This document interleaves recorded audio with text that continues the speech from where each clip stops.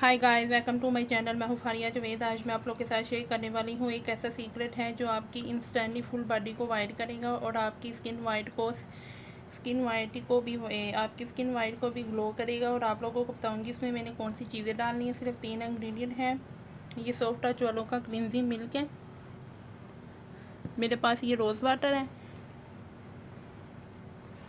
और ये soft touch वालों का वाइटिंग पाउडर है।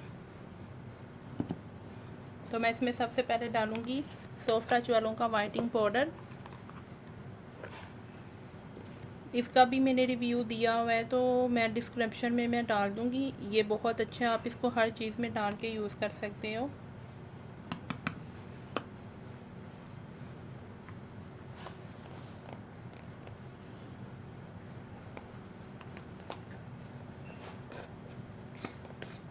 उसके बाद मैं डालूँगी रोज़ वाटर है, और ये सॉफ्ट टच वालों का क्लींजिंग मिल्क है।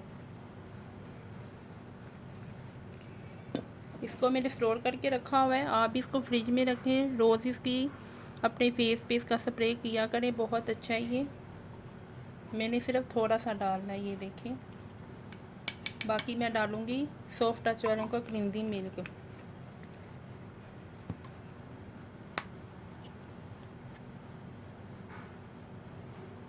ये देखिए, ये मैंने 1 चम्मच डाला है। इतनी ही अमाउंट आपने भी डालनी है। तो इन सभी चीज़ों को मिक्स करूँगी।